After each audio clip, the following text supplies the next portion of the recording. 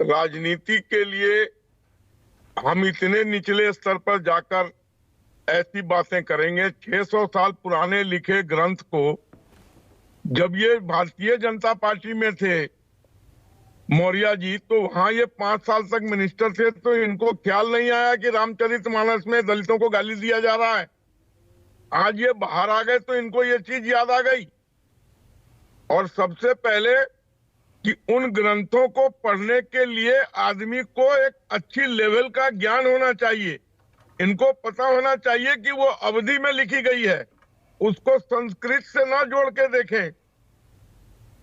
और ताड़ना का जो वहां पर मतलब निकाला गया है वो पहचानना परखने से है और गंवार का अज्ञानी से है।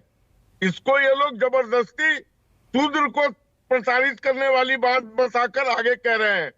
और उसी ग्रंथ में लिखा हुआ है, अगर जन्म से ब्राह्मण होने के बाद भी व्यक्ति सदाचार नहीं करता है तो वह शूद्र की श्रेणी में आएगा। कर्म और सत्य पर आधारित नहीं है तो वह शूद्र है, चाहे वो किसी भी जाति का हो। तो ये सब लोग इन सब बातों को पढ़ने का तो मतलब है नहीं, पकड़ लिए एक चीज और राजनीति के लिए उसको लगे बवाल काटने उस पर। लेकिन आलोक जी, आप व्याख्या का पॉइंट उठा रहे हैं कि इंटरप्रिटेशन जो हो सकता है सभी पार्टियां अपने अपने हिसाब से कर रही हैं, लेकिन एक बात तो हमें माननी होगी ना कि इस देश में, आलोक जी, एक बात तो हमें माननी होगी ना कि इस देश में जो दलित वर्ग है, जिसे हम शूद्र नाम भी दे रहे हैं, उसके साथ आज भी छोटे छोटे गांव में भेदभाव तो होता है ना।